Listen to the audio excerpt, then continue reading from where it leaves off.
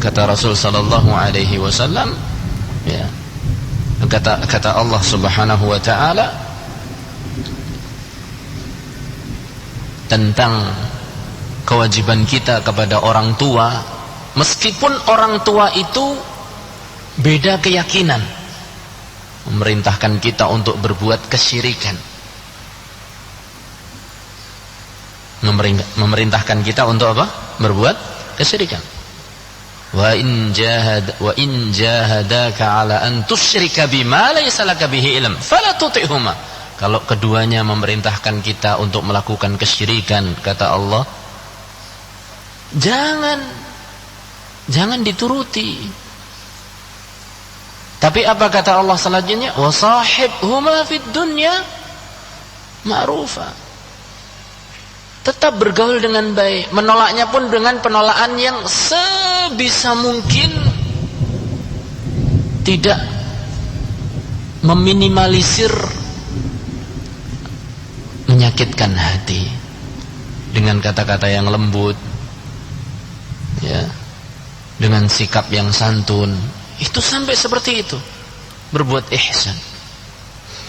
Demikian juga kepada hewan, kita juga diperintahkan untuk berbuat apa? Baik. Membuang kucing bayi ora ana biyunge. Niku mbuang napa mateni? Mateni kucing. Anu sosoh manuk golet endok nemune peyek. Dibuang sak susuhe nang tengah dalan. Itu menyiksa atau tidak? Ya kalau ketemu piyek ya dikembalikan lagi. Nanti ibunya akan mencari. Betapa sedihnya seorang ibu kehilangan anak. Dan ini dilarang oleh Rasulullah sallallahu alaihi wasallam, sampai urusan burung. Duwe jaran ya lengamoti aja jabot-abot. Jangan terlalu berat.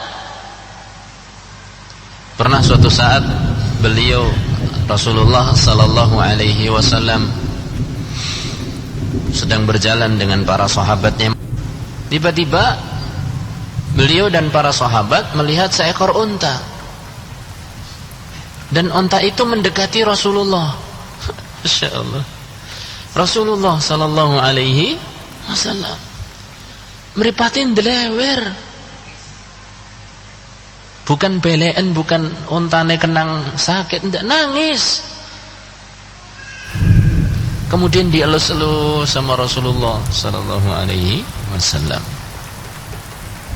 Kemudian kata Rasul sallallahu alaihi wasallam, sesungguhnya unta ini, beliau mengatakan, man sahibu hadhihi naqah, atau hadal ibil, atau kama qala sallallahu alaihi wasallam. Siapa pemilik unta ini? Orang sing ngajeng. Sampai 3 kali menunjukkan, akhirnya seorang sahabat menunjukkan jari, menunjukkan tangannya. Milikku ya Rasulullah. Kata Rasul sallallahu alaihi wasallam, ittaqillah fi hadhihi dabba, kama qala sallallahu alaihi wasallam, ittaqillah fi hadhihi naqah. Takutlah engkau kepada Allah dalam ngurus untamu. Unta ini barusan mengadu kepada saya bahwa dia kau bebani beban pekerjaan yang berat, tapi ratau dikai apa? Pakan. Hati-hati itu. Duwe sapi kon garu boleh, Pak.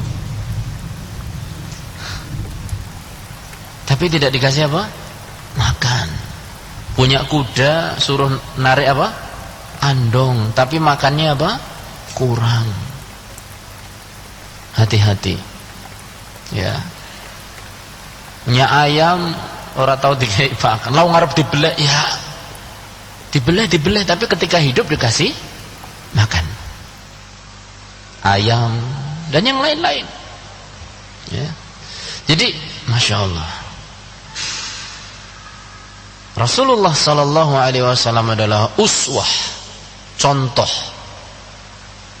Segala puji bagi Allah yang telah mengutus Rasulnya sallallahu alaihi wasallam sebagai suri tauladan, contoh bagi umatnya. Dan yang telah mengutus Rasul sallallahu alaihi wasallam bil huda wa dinil haq, dengan huda, al-huda. Kata ulama, al-huda itu adalah al-ilmun nafi'. Apa ilmu nafi'? Ilmu yang bermanfaat, ilmu yang membuahkan rasa takut pada Allah, ilmu yang apabila meresap ke dalam hati manusia, dia akan menjadikan seorang itu takut kepada Allah subhanahu wa ta'ala dan membuahkan amal soleh. Itu namanya ilmu nafi'. Bukan hanya ilmu yang sekedar dihafal. Apal apa tidak, Mas? Doa keluar rumah, apal? Coba. Bismika, kok bismika? Bismillahi tawakkaltu 'ala Allah wala haula wala quwata illa billah. Apal? Apal. Tadi ketika keluar rumah dibaca atau enggak? Iya, enggak dibaca. Berarti ilmunya belum apa? Belum nafi'. Tahu enggak salat itu wajib? Oh, aqimus shalah wa atu az-zakah, wajib, diperintahkan oleh Allah. Tapi ternyata salat atau belum? Ya, anu tesih ribet, akeh gawean. Oh, berarti ilmunya belum bermanfaat sampai dia mengamalkannya. Tahu enggak kesyirikan itu dilarang? Oh iya jelas, enggak akan diampuni loh Mas. Nah, tapi masih suka titik apa enggak? Yo kadang lah. Gue seneng tangannya apa? Wah, anu serono. Ya, berarti belum berilmu yang bermanfaat. Ya, seperti itu.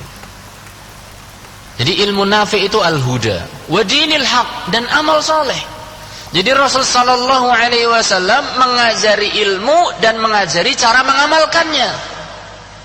Ilmunya, teorinya diajarkan, contoh amalannya juga diajarkan. Maka bersyukur kita kepada Allah Subhanahu wa taala. Hidup beragama tuntunannya sangat apa? Lengkap, dari A sampai Z. Ibaratnya itu dunia ini adalah sesuatu yang asing. Kita tiba-tiba dikeluarkan, dimunculkan oleh Allah di dunia ini. Kalau enggak ada petunjuk, kita jalannya bingung. Arep kon ngapa ya nyongki? Suruh apa kita ini? Tapi dengan adanya petunjuk dari Allah melalui Rasulullah sallallahu alaihi wasallam, semuanya menjadi apa? Jelas. Sampai yang sekecil-kecilnya diatur. Itu dalam agama Islam. Seperti yang pernah kita sampaikan, tidak salah ya, berapa waktu yang lalu, tentang perkataan orang-orang Yahudi Bani Israel kepada sebagian sahabat Salman Al-Farisi. Mereka berkata kepada Salman, "Ya Salman, wahai sahabat Salman, allamakum nabiyukum kulla syai' hatta al-khira'ah?" Benar enggak nabimu itu mengajarkan segala sesuatu sampai pun ada buang hajat? Kata Salman, "Bala." Oh, tentu saja. Allamana nabiyyuna kulla syai'in hatta al-khira'ah. Nabi kita itu sudah mengajarkan segala sesuatu sampai ada buang hajat. Apa buktinya? Kata Salman selanjutnya, "Nahana an nastaqbilal qiblata bi baulin aw gha'id." Kita dilarang buang hajat sambil menghadap kiblat. Masya Allah. Sampai yang kayak gitu aja diatur. Jadi orang yang asal napa? Tur. Rampung. Enggak.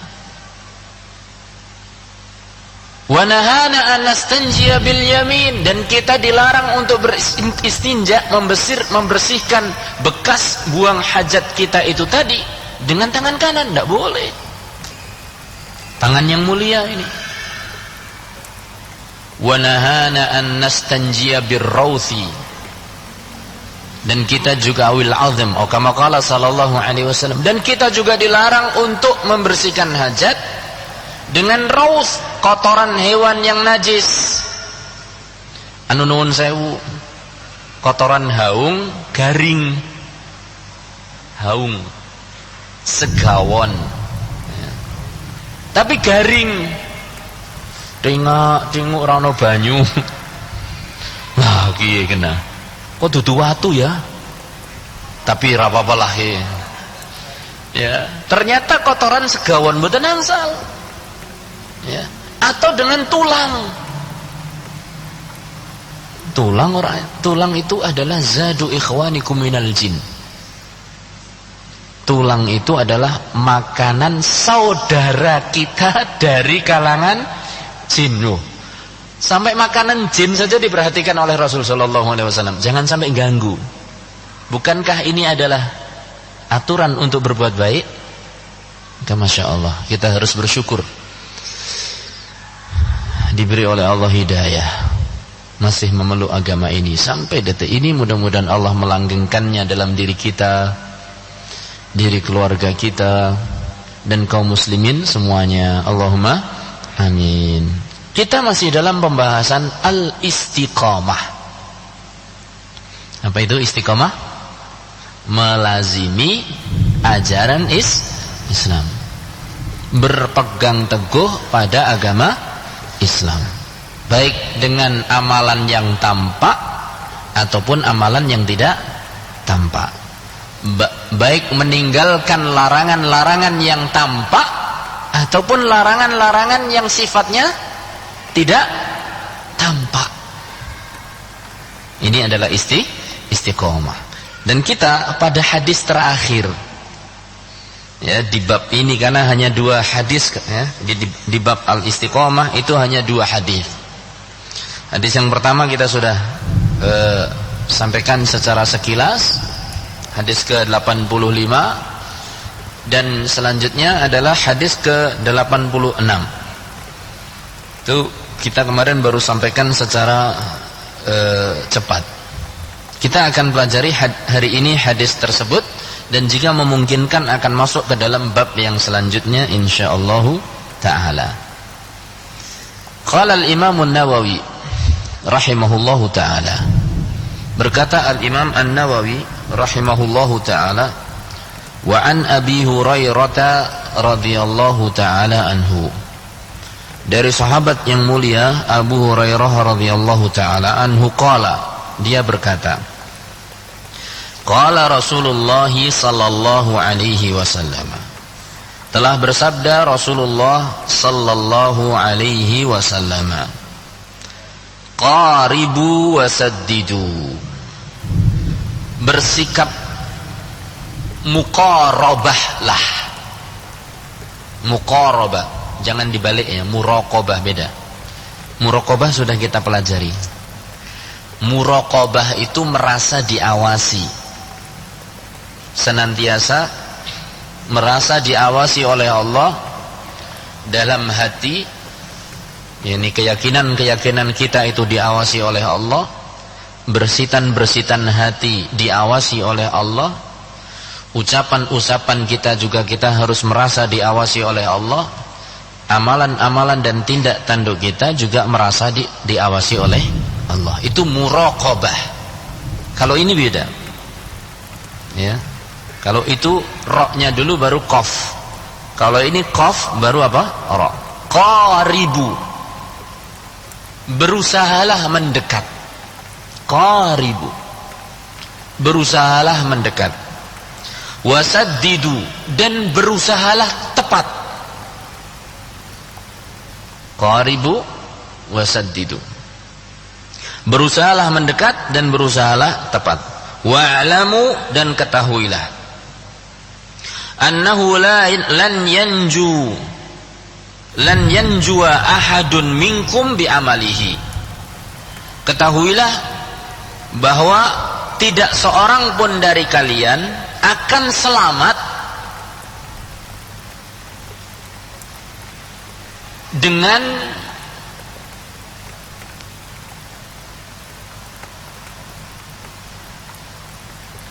jumlah amalannya. Ya. Tidak ada seorang pun dari kalian akan selamat dengan jumlah,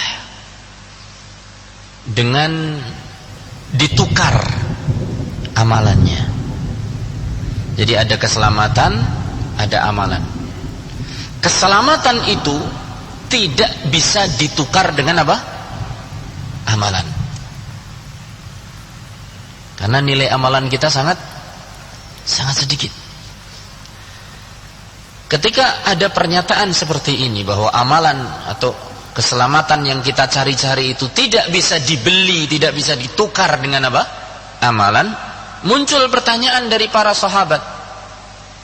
Wala anta ya Rasulullah, sampai pun engkau ya Rasulullah, kau tidak akan selamat dengan menukar amalanmu.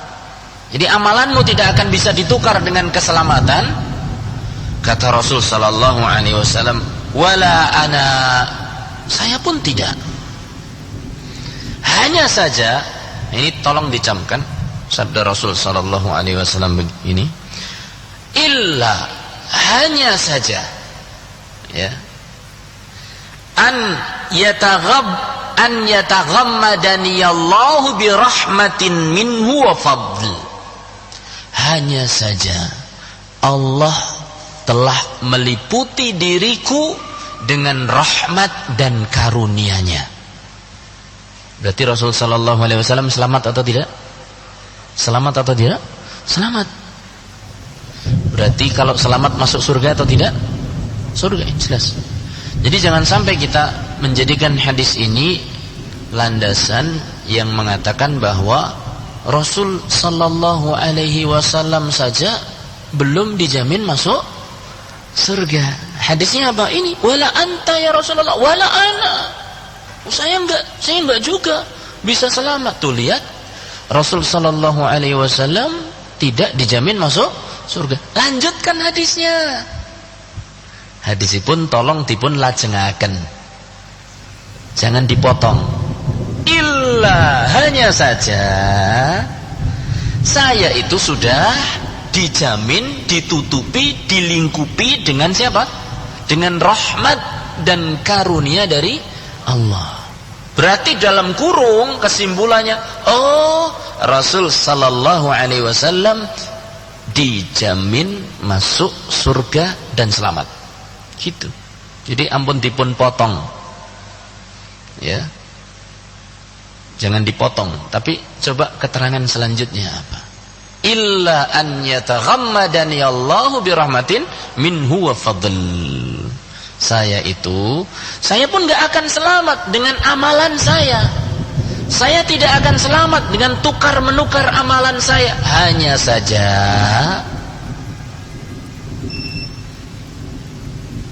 saja saya sudah mendapatkan rahmat dari Allah.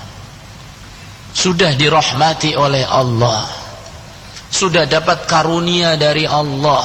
Bahkan di dalam ayat yang mulia, Rasul sallallahu alaihi wasallam sudah diterangkan diampuni dosa-dosanya yang lalu dan yang akan datang. Nah, kalau sudah diampuni dosanya, insyaallah masuk surga. Inna fatahna laka fatham mubina liyaghfira lakallahu ma taqaddama min dzambika wa ma ta'akhkhar. Sesungguhnya wahai Muhammad, dalam surat Al-Fatih, sesungguhnya wahai Muhammad sallallahu alaihi wasallam, engkau telah kami beri kemenangan yang nyata, yaitu kemenangan dalam menaklukkan kota Mekah. Inna fatahna laka fatan mubina liyaghfira lakallahu ma taqaddama min dzambika wa ma ta'akhkhar. Untuk yang dengan sebab itu kami akan mengampunkan seluruh dosa-dosamu, baik yang lalu ataupun yang akan datang. Jadi sudah diampunkan dosanya. Orang yang sudah tidak punya dosa, sudah diampunkan dosanya, jelas sudah dijamin oleh Rasul, oleh Allah Subhanahu wa taala akan masuk surga. Aisyah juga mengatakan demikian, ya Rasulullah, untuk apa kau sholat sampai bengkak-bengkak kakimu? Bukankah engkau sudah diampunkan dosamu yang yang telah lalu dan juga yang akan datang?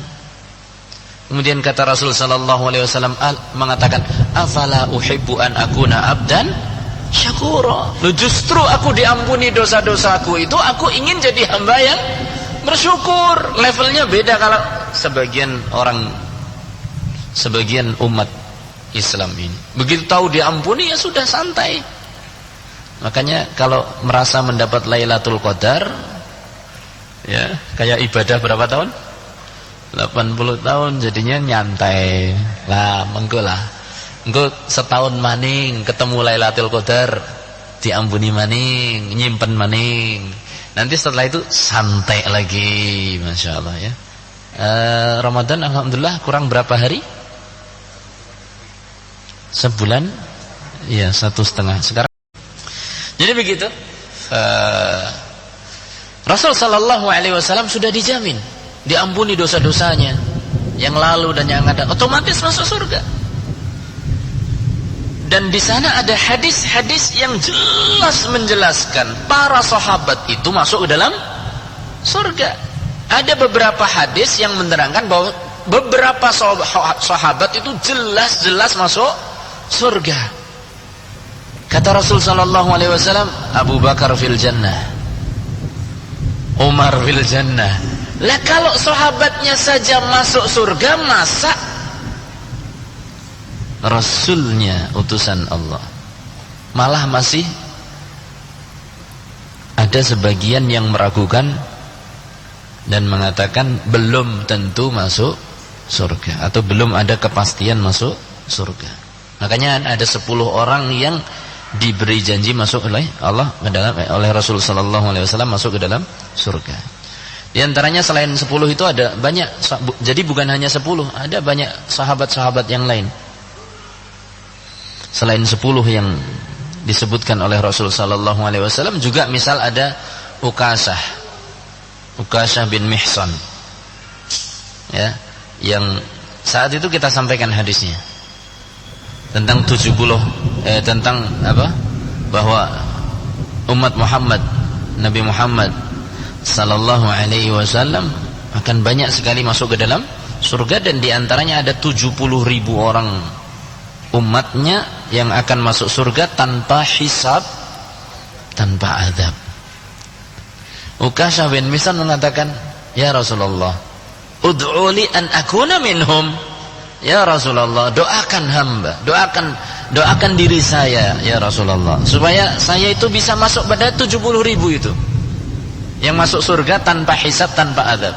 Apa kata Rasulullah sallallahu alaihi wasallam? Anta minhum. Kau termasuk mereka wahai Ukashah. Lolos. Berarti kita tahu salah satu dari 70.000 siapa? Ukashah. Ngacung yang lain, saya juga ya Rasulullah, doakan. Apa kata Rasul sallallahu alaihi wasallam? Ini kalau enggak di stop semuanya minta. Apa kata Rasulullah sallallahu alaihi wasallam? Sabaqaka biha Ukashah. Kau sudah keduluan Ukashah. Yang lain mau ngacung kan juga enggak. Jadi itu. Di antaranya juga Bilal bin Rabah. Suara telapak sandalnya saja sudah kedengaran di surga. Masa orangnya enggak? Sandalnya tok melaku? Bilal bin Rabah. Dan sahabat-sahabat yang lain banyak. Dengan keterangan-keterangan tertentu mereka masuk ke dalam dari Rasul sallallahu alaihi wasallam. Nah, ini jelas hadis ini tidak bisa dijadikan landasan bahwa Rasul sallallahu alaihi wasallam masih diragukan tentang masuk tidaknya ke dalam surga. Beliau sudah dijamin masuk surga oleh Allah Subhanahu wa taala. Kita lanjutkan. Jadi dalam hadis ini Rasul sallallahu alaihi wasallam memerintahkan dua hal. Qaribu wa saddidu. Dalam riwayat yang lain Rasul sallallahu alaihi wasallam membalik lafadznya, saddidu wa qaribu. Ya. Mana yang lebih utama? Sadad ataukah muqarabah? Di situ ada lafadz qaribu, berusahalah mendekat. Yang kedua, saddidu, apa tadi artinya? Berusahalah untuk tepat. Tentu yang lebih utama adalah as-sadad. Lafadz saddidu itu lebih utama. Berusahalah untuk tepat. Tentu sesuai dengan kadar kemampuan kita. Ya. Bagaimana gambarannya? Seperti yang saya gambarkan kemarin. Ketika kita memanah, maka kita akan mencari titik yang paling apa? Tengah. Itu usaha maksimal kita. Mbok iso manah, mbok ora iso manah, panah, usahakan ke tengah. Itu pasti dia berusaha apa? Ngincer tengah. Walaupun ternyata apa? Menceng. Makanya berat itu istiqomah. Tapi usaha pertama kita sholat, ya sadidu. Puasa sadidu, berusaha lurus, tepat. Sholatnya yang wajib semua dikerjakan, yang sunnah berusaha ditambahkan. Cara sholatnya seperti tuntunan Kanjeng Nabi Muhammad sallallahu alaihi wasallam. Puasa pun demikian, seperti puasanya Rasulullah sallallahu alaihi wasallam, enggak ditambah dan tidak dikurangi. Lu nambah apa orang itu Ustaz? Ini namanya istiqomah, itu kayak gitu. Jangan ditambah, jangan dikurangi. Makanya salah satu faedah hadis ini, jangan nambah-nambah ibadah yang tidak dicontohkan oleh Kanjeng Nabi Muhammad sallallahu alaihi wasallam. Contohnya bagaimana? Gampang contohnya. Salat subuh berapa rakaat? 2. Sejak zaman Nabi Muhammad sallallahu alaihi wasallam diutus sampai nanti hari kiamat, salat subuh harus cuma berapa? 2. Enggak boleh ditambah. Anu dumeh pensiun. Anu nyawes pensiun lah, anu bersyukur pada Allah. Lah terus mau tak tambah. Jadi berapa? 3, tidak boleh. Apalagi 4, tidak boleh. Itu contohnya. Ya. Puasa tidak boleh. Itu salat seperti itu gambarannya. Tidak boleh nambah. 2. Maghrib 3. Maghrib berapa? 3. Alhamdulillah tasyakuran lah. Tasyakuran apa? Putukus tambah.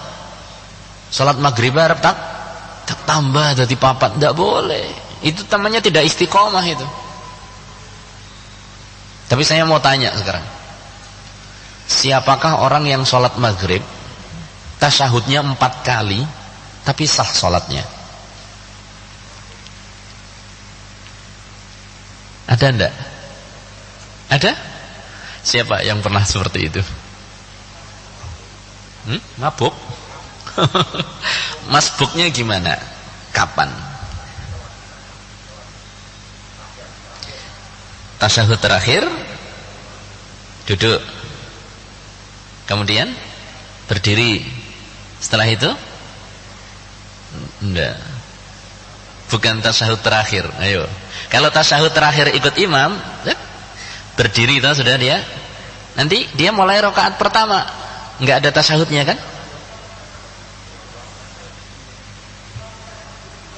Masbuk ketemu imam ketika tasyahud kedua.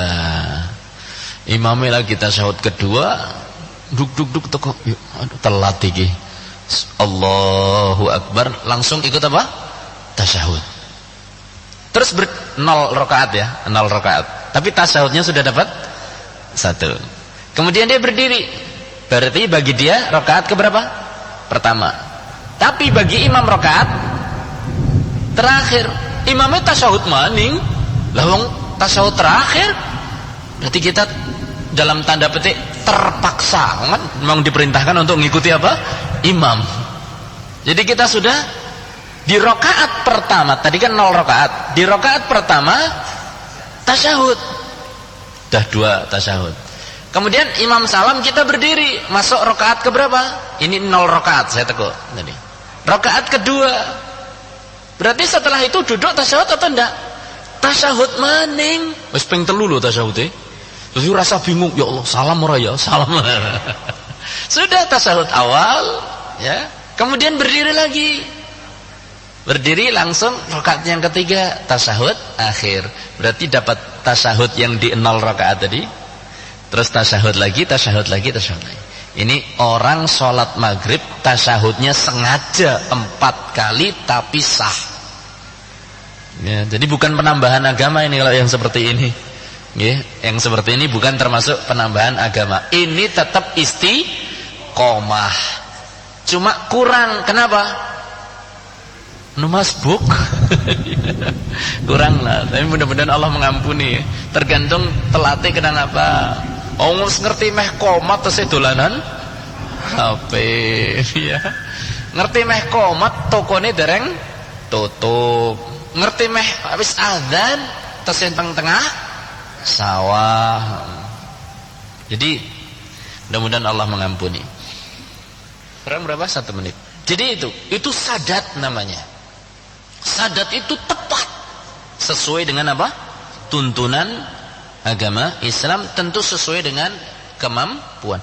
Yang kedua adalah muqarabah, mendekati. Nah, kita sebagai hamba Allah dan pengikut Rasul sallallahu alaihi wasallam, jangan pertama kali mengamalkan lah nyong muqarabah bae. Onda. Usaha pertama kita itu harus apa? Sadat. Dene mengko nyimpang, itulah memang sunnatullah, bahwa kita pasti akan melakukan kesalahan. Kullu bani Adam khata. Setiap anak keturunan Adam pasti akan melakukan kesalahan. Nah, saat itulah kita dituntut untuk bertobat, memperbanyak istighfar untuk menutupi kekurangan-kekurangan dalam ibadah kita. Wallahu taala a'lamu bissawab. Baik, kelihatannya masih ada hal yang harus kita terangkan nanti sepotong. Insyaallah pada pertemuan yang akan datang, apabila Allah Subhanahu wa taala memberikan kesempatan dan juga kenikmatan kesempatan dan waktu luang. Wallahu taala a'lam bissawab. Shallallahu ala nabiyyina Muhammad walhamdulillah rabbil alamin. Assalamualaikum warahmatullahi wabarakatuh.